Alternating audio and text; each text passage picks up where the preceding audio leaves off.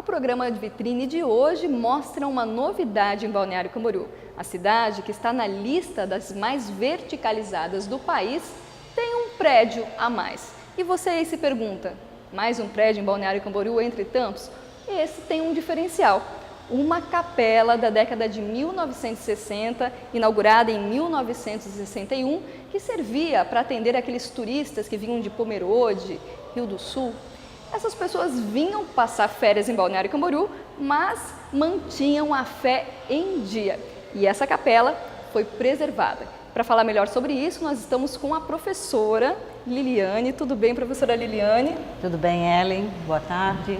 A professora que é coordenadora de um curso de arquitetura e urbanismo e também entende de patrimônio histórico. Falar para o pessoal de casa que não é tão especialista quanto a professora, qual a importância de ter em Balneário Camboriú, na rua 2.300, quadra da praia, ou seja, uma região central da cidade, uma casa, uma capela como essa?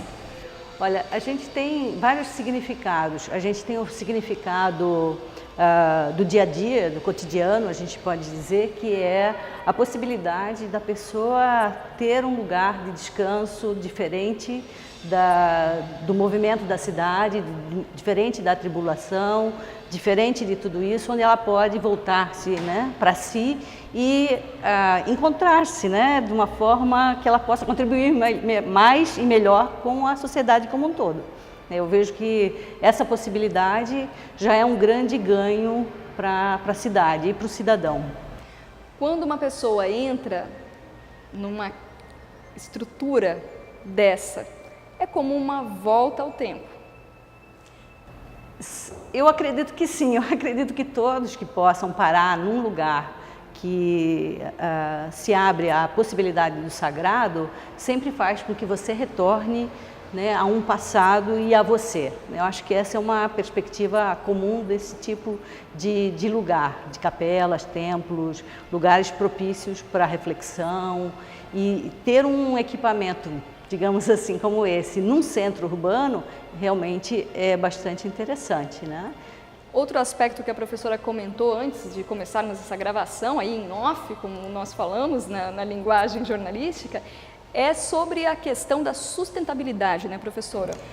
Esse conceito de sustentabilidade que a gente tem visto hoje tão popular, já pode-se dizer, ele é tão amplo e uma das grandes vantagens, eu acho que nos grandes ganhos do conceito de sustentabilidade é a recuperação da memória do ser humano, não só do indivíduo, né? Ou seja, não só essa história do patrimônio, mas a história da memória humana, de como nós chegamos onde nós estamos. Então, quando uma empresa privada preserva um elemento que possibilita esse resgate da memória do cidadão, da sua história, da sua religião, da sua crença, é com certeza um dos passos que a gente precisa dar para a sustentabilidade real, é que tem esse âmbito maior, que é o âmbito do ser humano, não só das coisas, não só da matéria, né, mas do espírito, inclusive, né? Balneário Camboriú já está se aproximando das comemorações de 50 anos da cidade.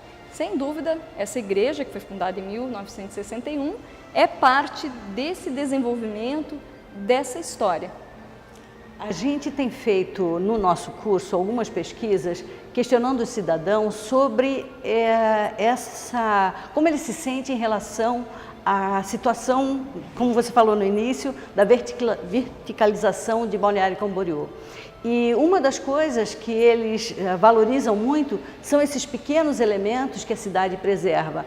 Então, que seja um presente para Balneário Camboriú, nesses seus 50 anos, esta capela e muitas outras iniciativas que venham preservar, né, esse coração da vida do cidadão daqui. Muito obrigada, professora, pela tua participação, pela tua disponibilidade. Sem dúvida, um pedacinho da aula aqui da professora para você aí de casa, telespectador do nosso programa Vitrine. O programa vai para um breve intervalo, mas nós voltamos já já. Obrigada.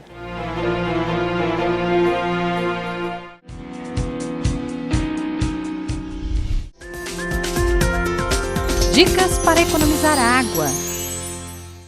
Ao escovar os dentes e se barbear, manter a torneira fechada.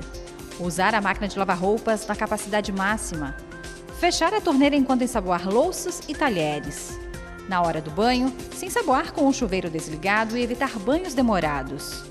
Não deixar que ocorram vazamentos e encanamentos dentro da residência.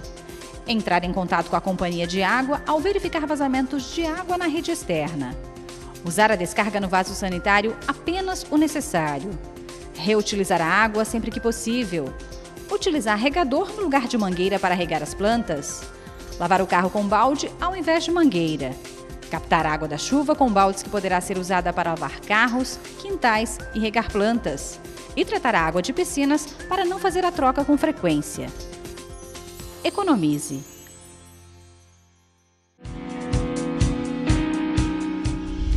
O programa Vitrine já está de volta. E nesse segundo bloco nós vamos falar sobre como aconteceu todo esse processo de revitalização dessa capela que pertencia à Igreja Luterana, na realidade, Missão Luterana, é isso, Otávio? A igreja pertencia à Associação Wally Heidrich, que são senhoras que faziam parte da comunidade luterana, e elas tinham o terreno, né, e quando foi tombado, quando houve o tombamento, elas não tinham recursos para manter a capela, né? Então foi quando nós fomos procurados pelas senhoras com a ideia de poder utilizar o potencial construtivo desse terreno, e onde começou todo o processo junto à prefeitura, junto ao conselho da cidade, junto à Fundação Cultural, e para que a gente pudesse utilizar, fazer o edifício Tour Chapelle, mantendo as características da igreja, ou seja, mantendo o tombamento da igreja de acordo com o que foi exigido pela municipalidade. Aqui dentro, algumas peças ainda são originais. Uma delas é o púlpito? Exatamente, o púlpito foi mantido original da inauguração da capela. O Cristo, que é uma obra, é um entalhe feito por um artista plástico de Brusque.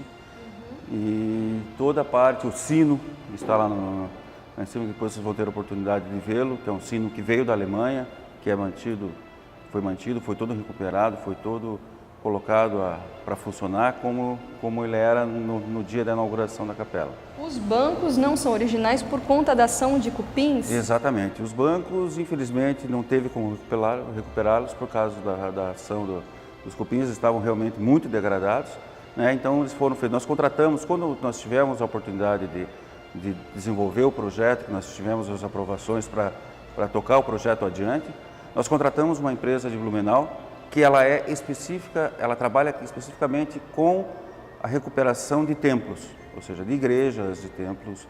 Então, eles fizeram todo um estudo, existe todo um estudo, todo um trabalho que foi feito para que ela fosse recuperada dessa forma e os bens que não podiam ser utilizados, que fossem substituídos de acordo com o que regem todas as normas de restauro que existem na...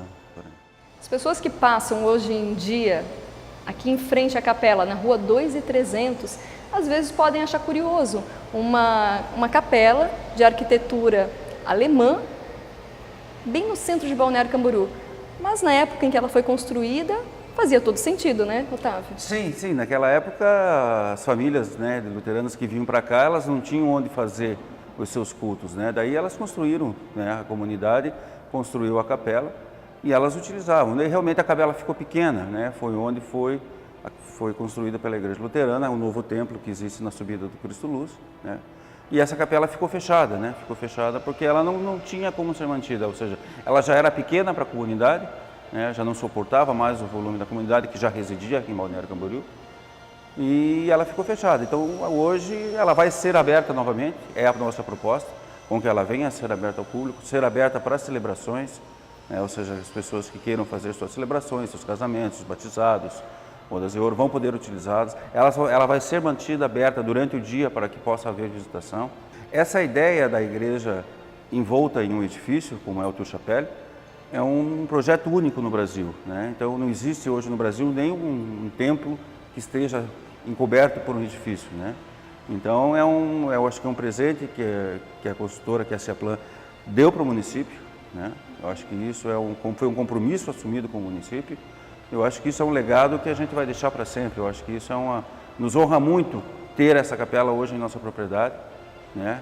E poder disponibilizar ela à população como ela era antes. Sem dúvida, Otávio. Os moradores de Balneário Camboriú, que são mais antigos aqui na cidade, com certeza devem ter sentido no coração tantas vezes que construtoras demoliram os nossos prédios históricos, os nossos prédios de memória, para construir prédios belíssimos, mas por conta desse novo, do belo, do moderno, muita memória, muita história se perdeu. E dessa vez houve a união entre o novo e o antigo. Exatamente, essa foi a ideia da CEAPLAN. Quando nós tivemos o projeto em mãos, a gente pensou realmente em fazer algo novo, fazer essa conciliação entre o antigo e o novo, ou seja, poder construir um prédio de qualidade, que foi o Chapelle, um prédio bonito, e manter a capela. E além de manter, recuperá-la, deixá-la hoje como ela está, bonita, né, e deixá-la à população, ou seja, deixar para que as pessoas, para que os turistas que venham a Balneário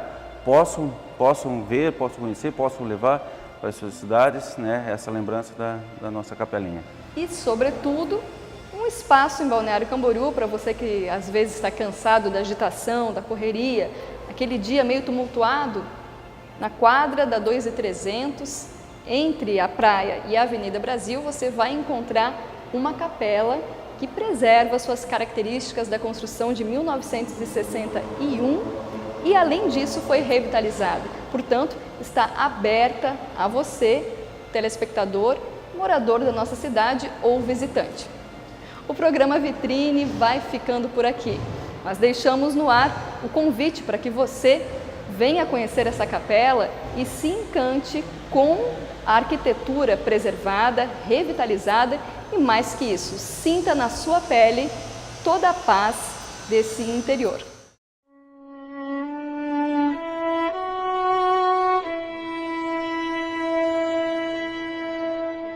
Iniciou tudo aqui quando o meu avô tinha essa casa em frente, onde hoje é a atual capela, e eu, criança, vinha passar as férias de Rio do Sul para cá. Então iniciou essa obra, eu tinha 12 anos na época, 10 anos na época, e então eu ajudei a descarregar tijolo, essa coisa maravilhosa aqui embaixo, entendeu? E é onde foi o meu conhecimento sobre isso. A partir disso, lógico, meus avós eram luteranos, né? Também ajudaram a participar aqui com a dona Jensen, a dona Ruth, a dona Vale Aires, né? Então eu conheci as pessoas que fizeram esse monumento, vamos dizer assim, né?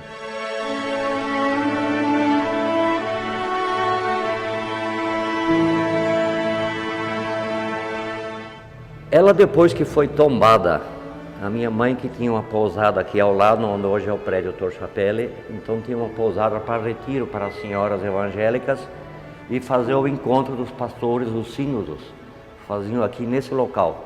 Iam de Jaraguá, São Bento, Joinville, Corupá, Florianópolis. E então, com a minha mãe, ela era responsável por isso aqui. E atendia todas as senhoras evangélicas de todo o Brasil. E todas as 8.000 mulheres que são filiadas ao ASE vinham aqui, passavam 10, 12 dias. Aqui era uma antiga cozinha, tinha um restaurante e a minha mãe se encarregava de dar o apoio logístico.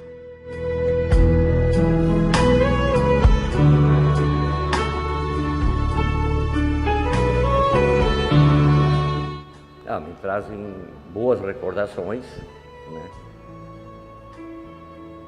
E fico feliz por isso. Fico feliz por isso, é o que eu posso dizer.